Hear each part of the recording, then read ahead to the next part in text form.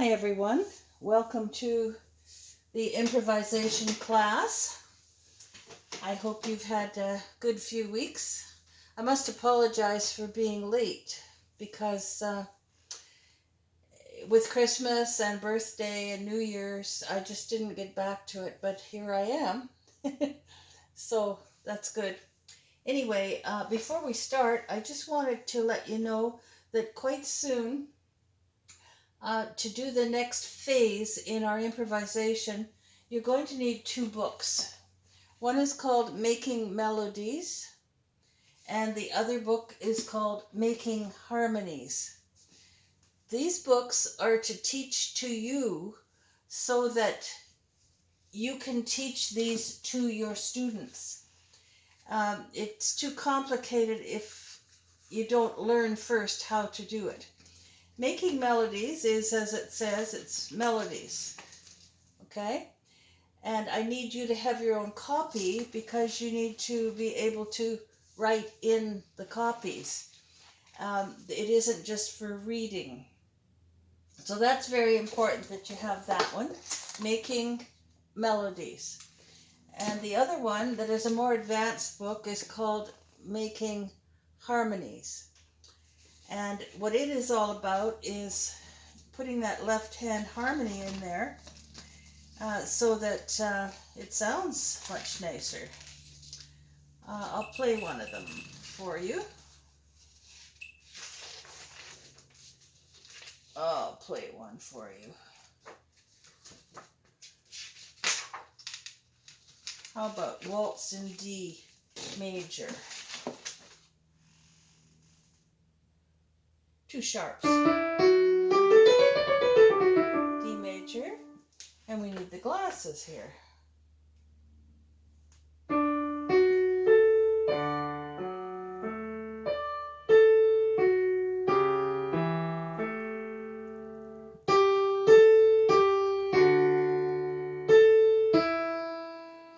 And then there's no more left hand because you have to write it.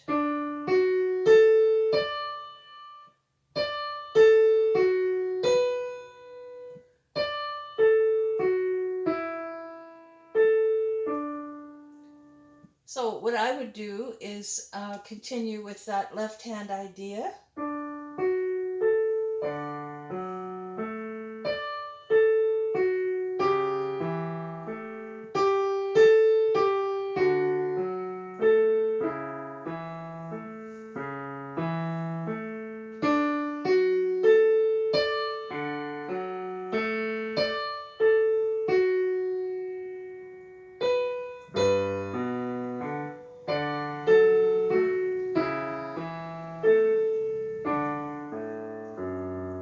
That's what I would write. So this is getting you into the next phase. After you discover how to write a melody, then it's the next phase of learning how to write a harmony. And I think most teachers find this really, really interesting. Most students do too. They need to start off with the melody one though, because you don't learn harmonies right away. Melody is more important at the beginning. So it's Making Melodies, Making Harmonies. And they are available at J.W. Pepper. Copy this down, Making Melodies, Making Harmonies, jwpepper.com/myscore/Marlene Moore. If you have any problems obtaining that book or those books, go to J.W. Pepper and up at the top you'll see a box. Type in the name of the piece and my name. Type in Making Melodies, Marlene Moore. Click and it will take you right to the book. That's the easy way to do it. Same thing with this one. Type in at the top bar, Making Harmonies, Marlene Moore, and it will take you exactly right to that one. The other interesting thing, I think we touched on this in one of our other lessons, was the examples of the left hand harmonies. Here they are. They give you all of the examples. And this is good to know for anybody at any time. And the first one is the third, the solid third, which is used a lot. How about this? See what's in my left hand here? A solid third. The Alberti bass. No? So the Alberti bass idea is here. Octaves.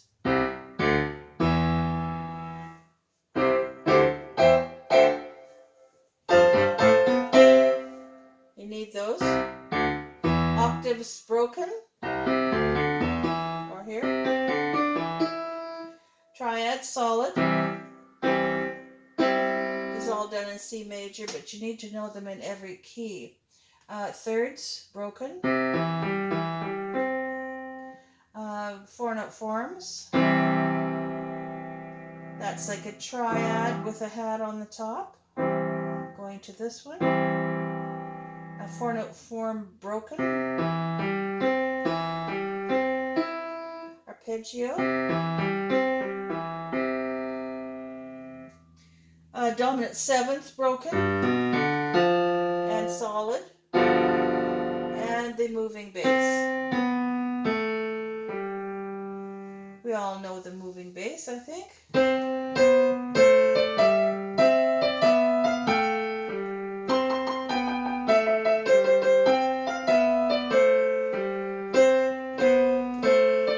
Practice that one at home. Row, row, row your boat.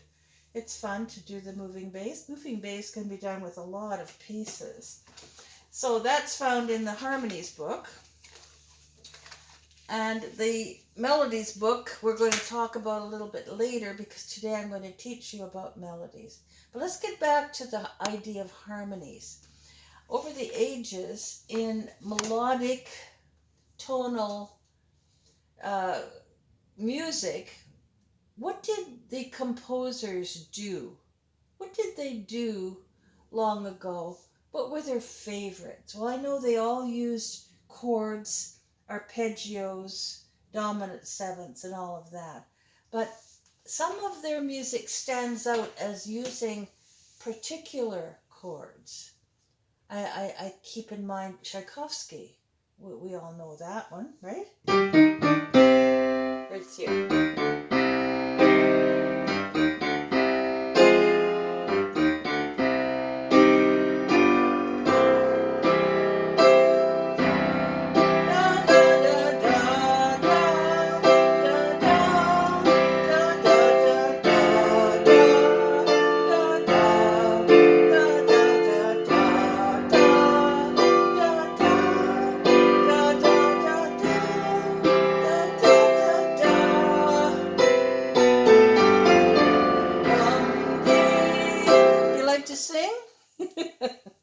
Anyway, forgive my singing. I'm not trained to be a singer. I was trained to be a pianist and a composer. So Tchaikovsky really dug those chords, those triads, didn't he? And it made his Concerto No. 1 very, very famous. Mozart, he was fond of the Alberti bass. That was his thing for a lot of it, especially when his childhood writings, a lot of Alberti bass.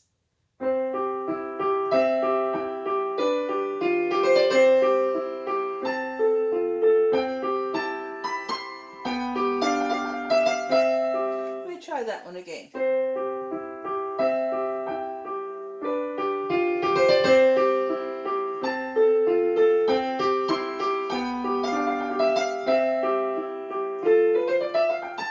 We all know that one. Did you notice I made a mistake? That's okay. Learning to improvise and learning to compose music, you have to make mistakes. It's allowed. It's okay. In learning the piano and performing, mistakes are not allowed. At least they're not supposed to be. We mostly learn how to cover them up. But in improvisation and composition, this is how we learn, is to experiment and make mistakes. So if I make mistakes, that's fine. And you are expected to make mistakes. How about Beethoven? What did he like best? Well, he liked everything, didn't he? They all did. We all love all of the scales, chords, arpeggios, dominant seventh, and the whole ball of wax. We love those. But Beethoven, one of his most famous pieces, does this with a fifth in the middle. It's an octave with a fifth in the middle. And you must know what that is. That's right, it's Fur-Elise.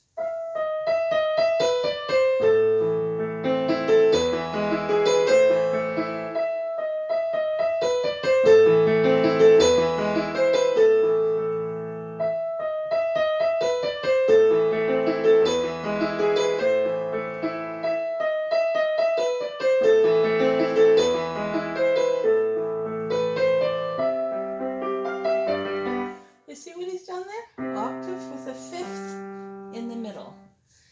So simple, and yet it worked so well. All of these little tricks. Rachmaninoff was partial to octaves and chords and four-note forms, and he loved drama, didn't he? He just loved drama. His Prelude in C sharp minor shows us that.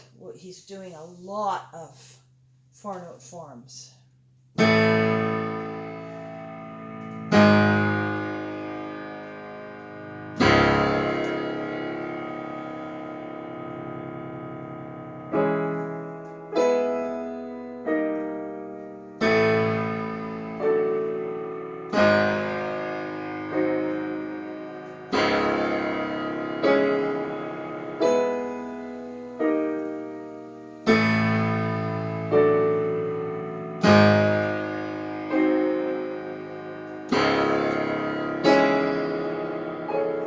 And so on.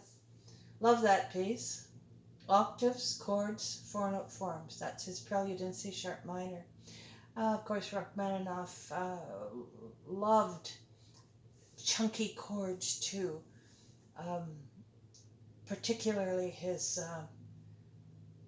Piano Concerto number 2. Lots and lots of chunky chords there for sure. It's a hard one. So is number 3. All composers love scales, chords, arpeggios, dominant sevenths, diminished sevenths,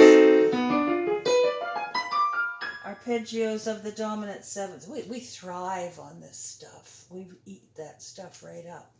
If you know them as well as you know the back of your hand, you can learn to improvise. What do I like best? What do I do mostly with my compositions? I hope you were listening to my compositions because they're all different. I wrote one recently called Appassionata that has broken arpeggios with octaves beginning the arpeggio and broken four-note forms. And I seem to like that pattern with my left hand for some reason or other. I realize I'm not in the same category as Tchaikovsky, Mozart, Beethoven, and Rachmaninoff, but I'm getting there. I am getting there. So what do? I do a lot of this.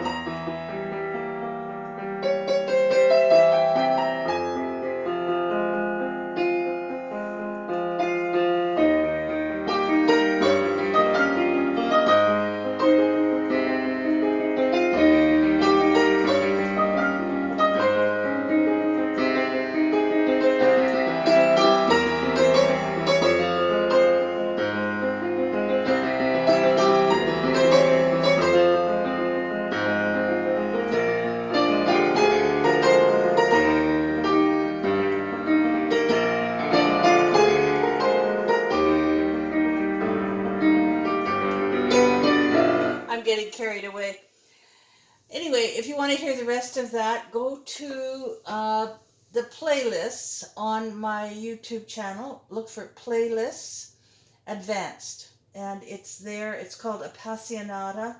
And it's not that long. It's about 7 minutes long. And there's some very interesting Bach-ish stuff there.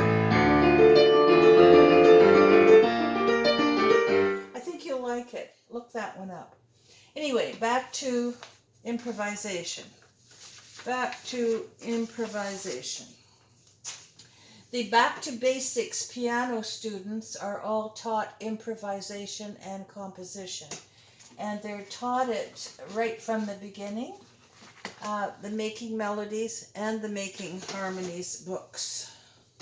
I just got to pick up my Making Harmonies that landed on the floor here. Okie doke. I'm famous for throwing books on the floor, are you? I should put them on a little table. Anyway, let's look first at the Making Melodies. And that's why you need the book. We're reaching the point now where we're ready to write down a melody. Not just take something like Twinkle, Twinkle, Little Star or one that we already know, but we want to think out a melody. So this is the first one here. It's half of the melody is given. I'll show you here. Half of the page is a given melody. The last half you have to figure it out. And so you can teach your students how to do this too. So here's the given melody called Finger Tune.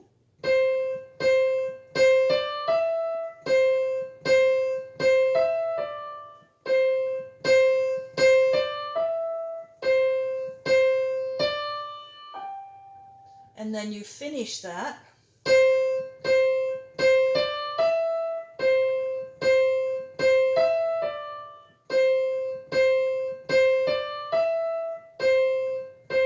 And you put an ending. What kind of ending would you put there?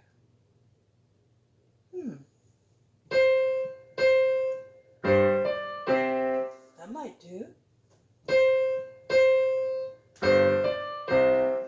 How about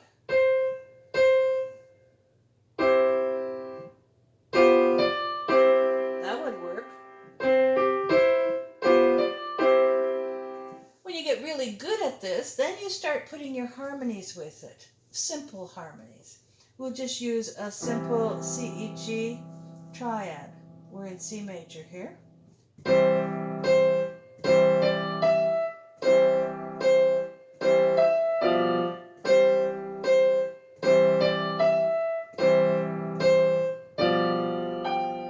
And then you repeat that.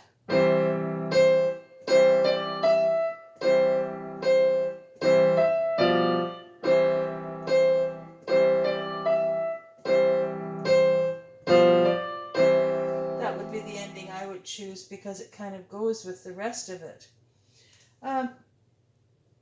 So we've already learned C, E, G, and I'm doing B, F, G for the second one. That's not hard. We've talked about that one before. You should know those. You should be practicing those over and over and over and over again. Somebody recently asked me what was the secret of being a pianist. And I use one word: repetition. Repetition. Repetition over and over and over again. Same thing with composition. You need to practice it over and over and over again until you get the sound that you like. No matter what piece you're doing. Whether it's one of these little pieces here or Fly Me to the Moon in another format. Or whatever piece you like. All right, let's try one more. Marching Fingers.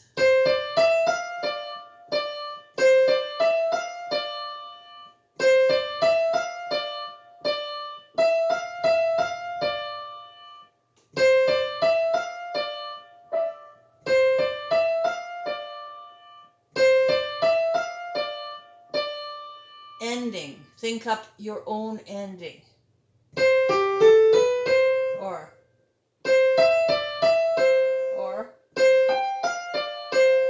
it could be any ending you want there. And then if you like, you can put a left hand with it. And it's a good idea. I think I'm going to choose an Alberti bass idea here.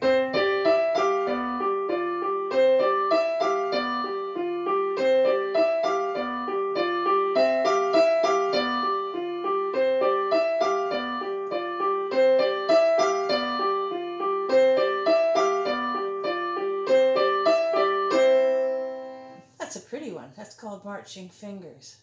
Okay, let's have a look in. I'll just give you a glance through this. They gradually get harder. The student or yourself learn to put their name up where the composer is. It's sort of a shared thing. I give the first part, the student does the other part. In your case, you'll be doing that. Okay, and then you learn how to teach this to your students. And as you notice, as you get through the book, there's less and less given and more that you have to think up. That's how we get the old brain stretched to do a melody. Let's take a look at the harmonies one. This is just a very brief overview. The second page is to do with key signatures. They should be memorized. If you are a pianist of any description, you need to memorize your key signatures. You need to know that D major has two sharps, whatever. Here's the first one called Little Bluebird. And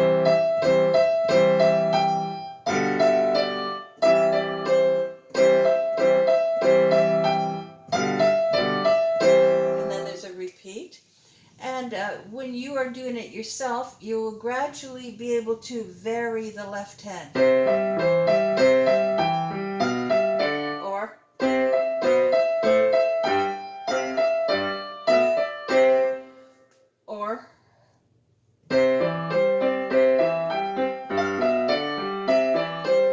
to whatever you can handle. And you'll work up to that, to those arpeggios. They're like that, and let's do another one. Let's do Waltz in D major. It's kind of fun. It is in D major. Make sure that you play the scale before you play any piece, because that gets your ear tuned up to D major, or whatever it is. All right, so I'm given part of this piece.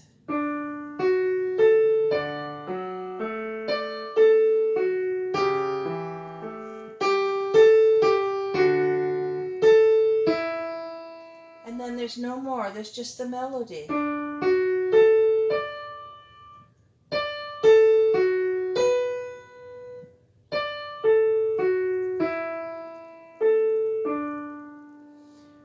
So I need to think, well, what do I want to do with that left hand? My hint is here at the beginning where it gives me the idea of the broken triads. And so let's try that. Let's see if that works throughout the whole piece.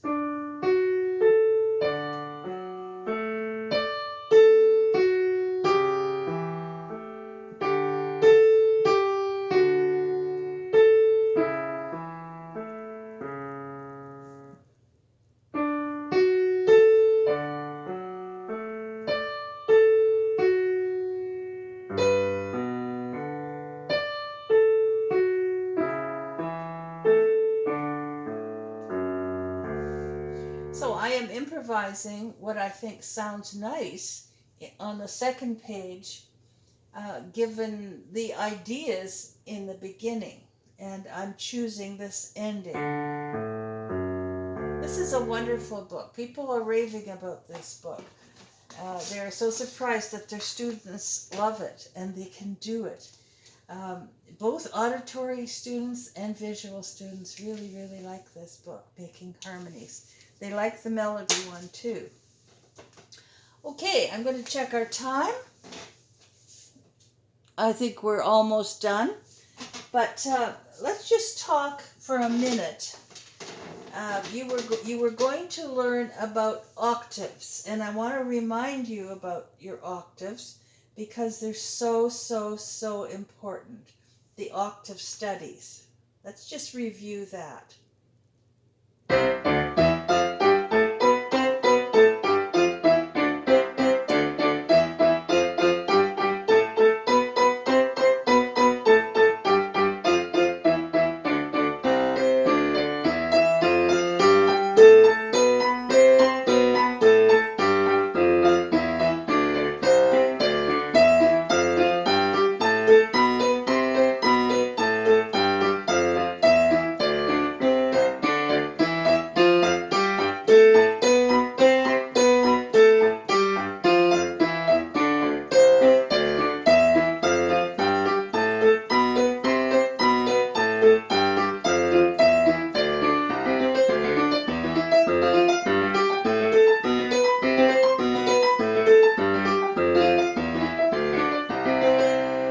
Okay? Do them only once a day. Once a day. If your advanced students are learning them, do it only once a day. Why? You do not want tendinitis or any kind of problems to do with your hands or your fingers. Okay? I'm going to do them up to speed now. Here we go.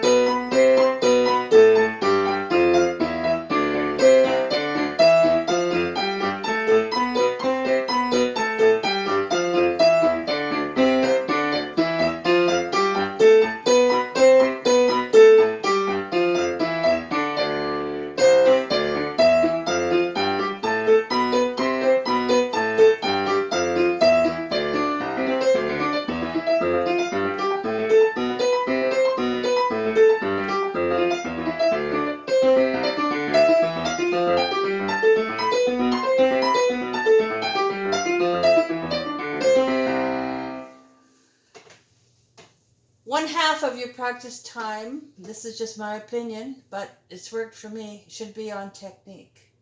Technique is always the first thing to collapse. Work on your technique.